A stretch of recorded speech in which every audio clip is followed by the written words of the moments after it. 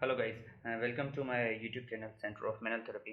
आज का हमारा टॉपिक है कैंसरोलॉजी से related manual muscle testing. MMT manual muscle testing जो है वो हमारे यहाँ थियोरेटिकली और प्रैक्टिकली तो रेगुलर यूज़ में as a physio clinically practice में हमें जो है इसकी बहुत नीड पड़ती है। तो before going on practically we must need some strong theoretical background. So theoretically हम इसको स्टार्ट करते हैं कि what is manual therapy and what are the aims or objective or what is the need, जो MMT की need क्या है, क्यों हम उसे पढ़ते हैं।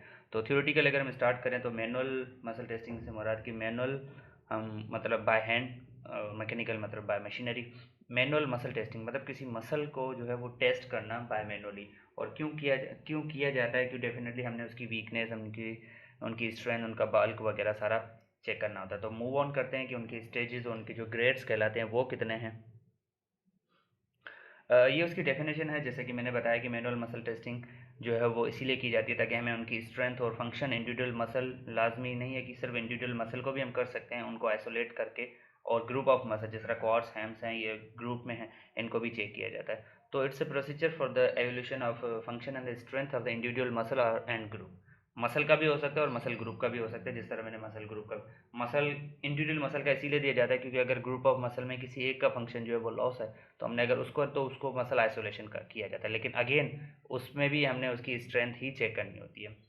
तो it's a procedure for the evolution of the function and strength of individual muscles and the muscles group based on the effective performance of movement in relation, definitely according to the their need, on the basis of the effectiveness कि कौन muscle कितना effective है और कौन कितना जो है वो एंटी ग्रेविटी वगैरह काम कर सकता है, कौन अगेंस्ट रेजिस्टेंस। वैसे ये जो डेफिनेशन है ये थ्रो जो 5 से 6 ग्रेड है एमएमटी के, उनके बारे में लिखा हुआ है। लेकिन इन शॉर्ट एमएमटी का जो मकसद होता है, जो उनकी डेफिनेशन होती है, वो ये होती है कि किसी मसल की स्ट्रेंथ और फंक्शन को टेस्ट करना and manually is called manual muscle testing. After that there are some purpose कि मीन्स नीड, वाई, ऑब्जेक्टिव या कह लें कि हम क्यों उसे हमें क्या फ़ायदा होगा एज ए फिजियो। तो उनके लिए है कि ये प्रोवाइड करता है information that may be assistance, is the purpose is to provide the information that may be of assistance to a number of health professional. Definitely हमें डायग्नोसिस, ट्रीटमेंट प्लान और as a physio, not only physio, other health professional को भी ये help करता है। मिसाल के तौर पे अगर स्ट्रोक का पेशेंट आता है तो लाजमी नहीं है कि उसकी सारे मसल जो है जीरो ग्रेड में है। तो हमने इन ऑर्डर टू चेक कि ये किस ग्रेड का है, और ग्रेडिंग से हमें ये फ़ायदा होगा कि लेट सपोज वो अगर कोई पिछले ग्रेड में, साथ 5 से 6 ग्रेड आगे हम पढ़ेंगे, अगर वो पाँचवें ग्रेड, चौथे ग्रेड में, तो हमने उसमें पाँचवें में लाना। लेकिन अगेन ये चौथे में ये कंफर्म करने के लिए हमने उनको टेस्ट, तो इससे क्या होगा, डायग्नोसिस होगा। फिर हम उसका जो प्रिस्क्रिप्शन है, ऐसे डिस्चार्ज कार्ड होता है, उसमें हम लिखेंगे इसके इस करंटली ग्रेड इसके इसमें है और हमने इसमें इतने हफ्ते के बाद इसमें लाना है बाय रेजिस्टेंस। अगर वो 2 में है, 3 में लाना है, 3 है तो 4 में, इस तरह करके। तो हमें ग्रेडिंग पता चलती है कि मसल किस लेवल में है, किस ग्रेड में है। और दूसरा, to assess the muscle strength, muscle का पावर पता चलता है कि मसल कितना, लेट सपोज अगर वो ग्रेड 5 में है तो हमने उसकी प्रोग्रेसिव रेजिस्टेंस एक्सरसाइज करानी, ताकि जिस तरह बॉडी बिल्डर वगैरह करता है, ताकि उनका बल्क वगैरह, ताकि उनकी स्ट्रेंथ जनरेट हो। तो अगर वो ग्रेड 3 में तो डेफिनेटली वीक होगा, अगर 4-5 में तो वो ज़्यादा स्ट्रॉन्ग होगा इस ग्रेड 3। तो हमें उससे उसकी स्ट्रेंथ भी पता चलती है। और therapist must be a keen observer and be experienced in muscle testing to detect the minimal muscle contraction. Keen observer से मुराद कि वो एक्सपीरियंस्ड होना चाहिए। डेफिनेटली एक्सपीरियंस सेंस में कि अगर ग्रेड 1 की अगर मैं आगे चल के बात करूंगा तो ग्रेड 1 में क्या होता है, सिर्फ कॉन्ट्रैक्शन होती है, फिजिकल मूवमेंट नहीं होती, सिर्फ इंटरनल मसल कॉन्ट्रैक्ट करता है, physically there is no such movement. तो अगर वो कीन एक्सपीरियंस्ड है तो ही उस क्लिनिक जो कॉन्ट्रैक्शन है उसको फील कर पाएगा, और वो ही उसके हिसाब से उसकी ग्रेडिंग करेगा कि ये मसल ग्रेड 1 में है। A consistent method of manual muscle testing strength is essential to assess the accuracy of patient's present status. Definitely अगर मसल्स का स्ट्रेंथ, अगर किसी पेशेंट का जो मसल स्ट्रेंथ बिल्कुल 2-3 में, तो हम उनको यही रिकमेंड करेंगे कि ये वीक है, और उसको तो उसका स्टेटस जो है, मस्कुलर स्टेटस या बॉडी का जो फिजिकल स्टेटस है, वो हमें एमएमटी से पता चल सकता है। मैनुअल हर प्रोसीजर स्टार्ट करने से पहले हमारे पास जो है वो टूल्स होते हैं। तो कंटिन्यू करते हैं मैनुअल एमएमटी असेसमेंट प्रोसीजर से। डेफिनेटली कोई भी अगर हम टेक्निक या कोई भी असेसमेंट प्रोसीजर वगैरह स्टार्ट करते हैं तो डेफिनेटली उसका एक बेसिक प्रोटोकॉल होता है। There are some ethical consideration to follow such steps. So वो भी हम देखते हैं। एक्सप्लेनेशन एंड इंस्ट्रक्शन से मुराद की जो थेरेपिस्ट ने डेमोन्स्ट्रेट करना होता है, एक्सप्लेन ब्रीफली करना होता है किसको, पेशेंट को। Definitely briefly amount to be performed और passively move the patient limb through the test movement.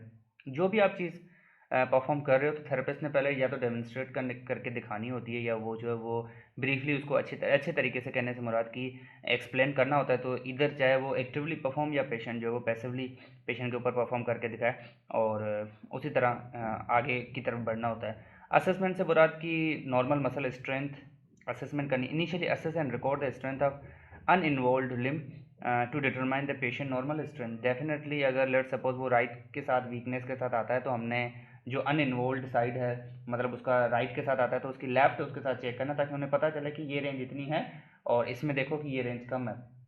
तो ये अगेन रेंज की बात होगी। अगर स्ट्रेंथ की भी बात की जाए, तो अगर उसका लेफ्ट वीक है तो उसकी राइट के ऊपर परफॉर्म करके दिखाना कि ये जो है इतना पावर होना चाहिए, लेकिन you have a weakness in left, so just for the in order to compare. Patient position: the patient is positioned to isolate the muscle or muscle group to be tested in either gravity eliminated or against the anti gravity। तो ये सारा again depend करता है कि आप कौन सा grade ले रहे हो। जैसे आगे हम पढ़ेंगे ग्रेड 2 जो वो ग्रेविटी, उसके लिए ग्रेविटी को एलिमिनेट करना पड़ता है, और अगर हमने वो चेक करना है। और दूसरा ये कि समटाइम ये होता है कि ग्रुप ऑफ मसल्स को हमने चेक नहीं करना। अगर आपने सिर्फ इंडिविजुअली एक मसल को चेक करना है, तो उसे हम एक मसल आइसोलेशन का प्रोसीजर होता है। तो उसके लिए हमने ऐसी पोजीशन बनानी होती है जिसमें कोशिश करके हमने जो टारगेटेड और डिजायर्ड मसल टेस्ट हमने करना है उसके ऊपर ही फोकस है। Well, after that stabilize the site of attachment of the origin of muscle so that the muscle has a fix point from which the pull. इससे मुराद की जो मसल की दो पॉइंट है, ओरिजिन एंड इंसर्शन। तो जो चीज़ हमने पुल करनी है, मिसाल के तौर पे डेफिनेटली इंसर्शन वाली पॉइंट है तो वही अमूमन मूव करती है। तो हमने ओरिजिन को जो है वो फिक्स करना होता है। तो जहाँ से मसल निकल रहा है, जहाँ से उसके ओरिजिनेट हो रहा है, वहाँ से हमने उसको स्टेबलाइज करके फिक्स कर देना है, ताकि इंसर्शन से हम इजीली उसको पुल कर सके। अगर हमने पुल करना है या उसको जो भी चेक करना है, डेफिनेटली वो मूव करेगा, तो ओरिजिन से उसको फिक्स करके इंसर्शन से हम उनसे काम लेंगे। After that, we have a substitution and the trick movement. When the muscles are weak or paralyzed, other muscle may take over a gravity or may be used to perform the movement normally carried out by the weak muscles. Sometimes ये भी होता है कि जिस तरह group of muscle एक ही काम perform कर रहे हैं, तो हमें कैसे पता चलेगा कि कौन सा। लेट सपोज एल्बो की फ्लेक्शन है, तो उसमें 3 फ्लेक्सर्स काम कर रहे हैं, ब्रैकियलस है, बाइसेप है और ब्रैकियोटिलिस है। हमें कैसे पता चले कि अब उसका बाइसेप वीक है, लेकिन 2 मसल तो हैं, मिसाल 2 मसल तो हैं, तो एल्बो की फ्लेक्शन तो हो रही है। तो हमारे पास डेफिनेटली हमारे पास ट्रिक्स होनी चाहिए। तो इस मामले में क्या हो रहा है कि उसका काम जो है सब्सटीट्यूट हो रहा है, कोई और रिप्लेस कर रहा है। तो अगर वो वीक भी है तो पता नहीं चलता है इतना। तो इसी तरह हमें जो है वो आइसोलेशन और मसल आइसोलेशन और टेक्निक्स आनी चाहिए कि हमें पता चले कि ये मसल ग्रुप ऑफ मसल है या सिंगल मसल काम करना है। और कन्वेंशनल मेथड्स हैं। कन्वेंशनल मेथड को छोड़ के हम डायरेक्टली जो है वो आ जाते हैं उसके ऊपर, ग्रेडिंग के ऊपर, और मूव करते हैं type of the muscle testing. और इसमें जो ब्रेक टेस्ट है इसको भी हम आगे पढ़ते हैं।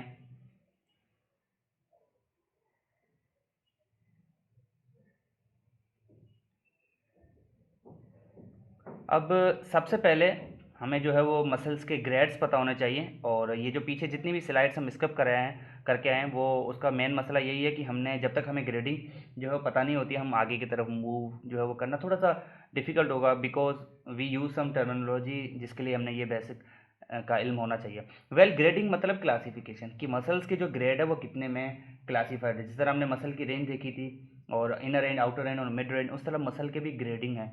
तो वैसे तो 6 है, 0 to 5, 0 itself और 1 to 5, 5 हो गए, टोटल 6 है। The grade for a muscle test they are recorded as a numerical score. हम उनको स्कोरिंग देते हैं 0 से लेके 5 तक। फिर इन 0 से लेके 5 तक की जो है वो उसका नोमेनक्लेचर भी है, उसके नाम भी हैं। जिस तरह यहाँ पे इंटरनल और एक्सटर्नल का कॉन्सेप्ट था कि यहाँ पे नो इंटरनल, यहाँ पे यस इंटरनल। अब एक्सटर्नल को भुला दो, आप इंटरनल याद रखो। इंटरनल, नो इंटरनल और यस इंटरनल, ठीक है। यहाँ पे इंटरनल नहीं होता, यहाँ पे होता है 1 में। 2 और 3 में हम इंटरनल नहीं, ग्रेविटी याद रखेंगे। 2 में नो ग्रेविटी, 3 में yes gravity. In fact opposite to gravity, लेकिन है ग्रेविटी।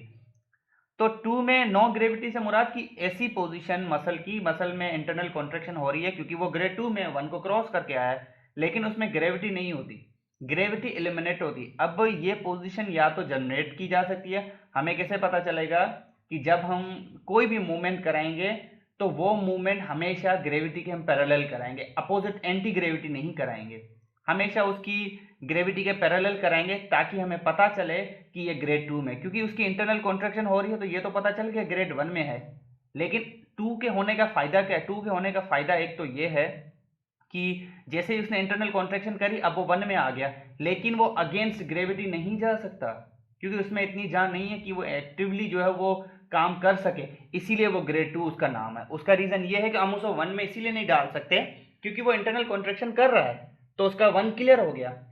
अब जब हम उसको थोड़ा सा सपोर्ट देंगे असिस्ट, मतलब पूरा उसके जो भी बाजू है, जो भी उसकी मूवमेंट है, हम उसको इतनी सपोर्ट देंगे कि वो उसकी ग्रेविटी बिल्कुल एलिमिनेट हो जाए और वो मूव करेगा, लेकिन not against gravity but parallel to gravity. But muscle can move parallel to gravity, yes, तो वो कहलाएगा ग्रेड 2। ग्रेड 2 मतलब ग्रेविटी एलिमिनेटेड।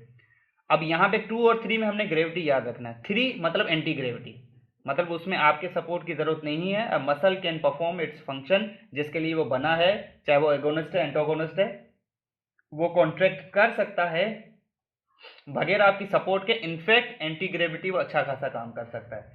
लेकिन अगर आपकी असिस्टेंस नहीं चाहिए तो आपकी रेजिस्टेंस भी नहीं चाहिए, क्योंकि रेजिस्टेंस का टर्म इसमें नहीं है। तो a muscle can work anti gravity very easily, actively, voluntarily, तो वो कैटेगराइज होगा ग्रेड 3 में। ठीक है, तो 2 और 3 क्लियर है। 0 1 internal, no internal, yes internal, no gravity, yes gravity. 4 और 5 रेजिस्टेंस।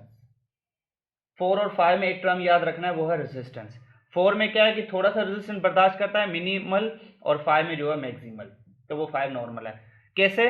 4 में यह है कि वो मसल एक्टिवली तो काम कर सकता है क्योंकि ग्रेड 3 को वो क्रॉस करके आया है, लेकिन अब हम उसको रेजिस्टेंस दे रहे हैं। यहाँ पे नो रेजिस्टेंस दोनों में, लेकिन वहां पे रेजिस्टेंस है, तो ये भी याद रखने का तरीका होता है। तो 4 में क्या होता है कि थोड़ी सी रेजिस्टेंस आप अगर उस मसल की मूवमेंट में हिंड्रेंस पैदा करते हैं तो वो आपकी हिंड्रेंस के अगेंस्ट जा सकता है विथ अ मिनिमल रेजिस्टेंस, तो वो कहलाएगा ग्रेड 4। अगर वो ज़्यादा फुल रेजिस्टेंस आप बर्दाश्त कर सकता है, इतनी भी फुल नहीं लेकिन 4 से ज़्यादा, तो वो ग्रेड 5। दूसरा तरीका ये भी है, जो पीछे लाइन थी ओरिजिन और इंसर्शन वाली, उससे ये भी जाहिर होता है कि जो ग्रेड 4 है वो अक्सर जो है वो लॉन्ग लीवर पे दिया जाता है, मतलब इंसर्शन पॉइंट पे दिया जाता है, क्योंकि लॉन्ग लीवर पे आप जब दोगे तो रेजिस्टेंस आपको कम फील होगी, और जो ग्रेड 5 है वो हमेशा जो है वो शॉर्ट लीवर पे जाते हैं। बहरहाल ये भी एक रेजिस्टेंस देने का तरीका है, मैं कोशिश करूंगा इसके ऊपर अलग से वीडियो बनाने की, लेकिन जनरली हम थ्योरी पॉइंट ऑफ व्यू से हम क्लियर करें। तो 4 और 5 में रेजिस्टेंस है, 2 और 3 में ग्रेविटी, एक में है एक में नहीं है। 4 और 5 में मिनिमल मैक्सिमल है, और 0 1 2 में इंटरनल कॉन्ट्रैक्शन है। तो 0 1 से लेके 5 तक ये 6 ग्रेडिंग सिस्टम है, और इन्हीं के बिहाफ पे मसल को ग्रेड किया जाएगा। आगे चल के कुछ प्लस माइनस का कॉन्सेप्ट है, उसको भी हम देखेंगे कि बस वो ऑलमोस्ट उसी ग्रेड का होता है, लेकिन प्लस माइनस का थोड़ा सा होता है, उसी को उसको भी हम देखते हैं। अब ये हो गया, मैंने समझाया। अब जो है वो यहाँ से जो है उन पॉइंट्स को देखते हैं। ग्रेड 5 हमने देखा था कि 100, अब इनने परसेंटेज के हिसाब से डिवाइड किया हुआ है। ग्रेड 5 नॉर्मल होता है 100। The full available range of motion against gravity जाएगा, मतलब 3 को उसने क्रॉस कर लिया। अगेंस्ट मैक्सिमल मैनुअल रेजिस्टेंस, वो मैनुअल रेजिस्टेंस मैक्सिमम बर्दाश्त कर सकता है, और जब हम उसको होल्ड भी करेंगे 3 सेकंड के लिए तो वो बर्दाश्त कर सकता है, तो हम उसको कैटेगराइज करेंगे ग्रेड 5। वापस आ जाओ ग्रेड 4 पे। ग्रेड 4 में भी ग्रेड 4 है, ग्रेड 4 माइनस है। ग्रेड 4 80% वाले में क्या है कि the full available range of motion against moderate, मैंने क्या कहा था, एक है मिनिमल एक एक्सेल, इसने क्या किया मॉडरेट वाला बीच में ला दिया, तो उसको कैटेगराइज कर दिया इसने ग्रेड 4 प्लस। अगर कोई नहीं है निशानी तो मतलब वो प्लस ही कहलाएगा। तो 4 माइनस में क्या है, जी माइनस, मतलब गुड माइनस।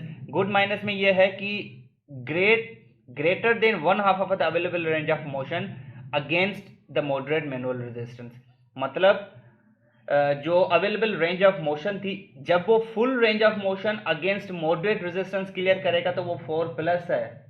लेकिन वो आधी रेंज, मिसाल के तौर पे एक किसी की 150 रेंज है, 150 तक ही वो मॉडरेट रेजिस्टेंस बर्दाश्त करता है तो दैट इज ग्रेड 4। लेकिन वो 75 तक बर्दाश्त करके उसके बाद अगर वो बर्दाश्त नहीं कर पाता तो वो 4 माइनस कहलाएगा। क्लियर है? तो ये 4 माइनस और प्लस का चक्कर है, इसको मैं थोड़ा सा। ग्रेड 3 में भी प्लस है माइनस है, और ग्रेड 3 में तो इटसेल्फ 3 है बेसिकली। तो 3 प्लस क्या है? 3 प्लस ये है कि वो मॉडरेट रेजिस्टेंस था 4, तो ये मिनिमम होगा। द 3 प्लस क्या है? Less than 1/2 of the range against the gravity and against the minimal में, हालांकि मैंने बताया था ग्रेड 2 3 में रेजिस्टेंस का कॉन्सेप्ट नहीं होता, लेकिन कुछ क्लासिफिकेशन में इन्होंने 3 प्लस बनाया हुआ है, तो उसमें मिनिमल रेजिस्टेंस जो वो बर्दाश्त करता है, लेकिन keep in mind full range नहीं, half range, less than half range. जो जिस तरह मैंने 4 माइनस में बताया था कि 75 के बाद वो बिल्कुल रेजिस्टेंस नहीं बर्दाश्त कर सकता, तो वो मॉडरेट 75 तक करता है मॉडरेट, 75 के बाद वो मिनिमम क्रॉस, तो वो जो कहलाएगा वो ग्रेड 3+ कहलाएगा, तो वो 4- भी नहीं कहलाएगा बहरहाल। तो 4- तब तक कहलाएगा जब तक 75 है, 75 के ऊपर वो 3+ है बहरहाल, लेकिन एक ही साथ दोनों नहीं आ सकते, इसीलिए उनको अलग ग्रेड का नाम दे दिया।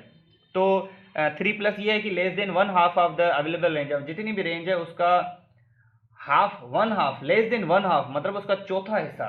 मिसाल के तौर पे अगर 120 डिग्री कोई रेंज है, तो मतलब उसका 1/4 कह लें कि चौथा हिस्सा, मतलब 30 से भी लेस देन 30, चौथा हिस्सा तो उसका 30 हुआ, तो लेस देन 30, तो वो मिनिमल रेजिस्टेंस जो है वो बर्दाश्त करेगा, उसके बाद वो बिल्कुल बर्दाश्त नहीं कर, मतलब 10-20 डिग्री तक आएगा और छोड़ देगा, तो वो 3+ कहलाएगा। और जस्ट 3, जैसे कि मैंने बताया कि वो without resistance full range of motion ले जाएगा, लेकिन अपोजिट एंटी ग्रेविटी, तो वो ग्रेड 3 कहलाएगा। और ग्रेड 3- क्या है वाला, ग्रेड 3- ये है कि greater than 1/2 of the range again, मतलब वो फुल रेंज नहीं लेके जाएगा, लेकिन हाफ रेंज से ऊपर जो है जितनी भी रेंज है, लेट्स सपोज 120 डिग्री है, अगर 120 तक वो एंटी ग्रेविटी लेके जा रहा है तो वो तो ग्रेड 3 है, लेकिन 60 तक लेके गया, आधे से ज़्यादा 70 तक लेके गया, उसके बाद थक गया, तो भी उस मसल को उन्होंने ग्रेड -3 में डाल दिया। बहरहाल 2+ और 2 है, उसको हम देखते हैं। 2+ तो मैंने बताया था ग्रेविटी एलिमिनेटेड है, तो इन्होंने भी उसमें भी माइनस और 2- का चक्कर डाल दिया।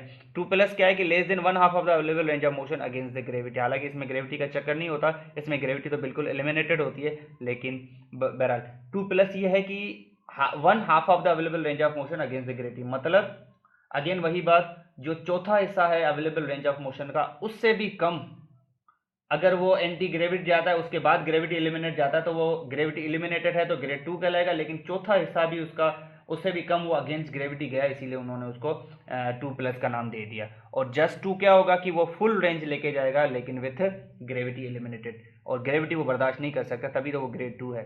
ग्रेड 2 जो है वो माइनस क्या है, graded 1/2 the available range of motion, इसमें भी वही बात है कि अगर ग्रेविटी एलिमिनेट के साथ वो फुल रेंज में लेके जाता है, लेकिन ग्रेविटी एलिमिनेटेड है, तो वो ग्रेड 2 है, लेकिन ग्रेटर देन 1/2, वही बात होगी, 150 है, 150 का आधा 75 हुआ, 75 से 80 तक वो ग्रेविटी एलिमिनेट के साथ लेके जाता है, लेकिन आगे नहीं, फुल नहीं लेके जाए, क्योंकि फुल लेके जाएगा तो ग्रेड 2 कहलाएगा, लेकिन आधे से ज़्यादा 80-90 तक लेके जाता है, उससे बाद नहीं लेके जा सकता, तो वो कहलाएगा ग्रेड 2-।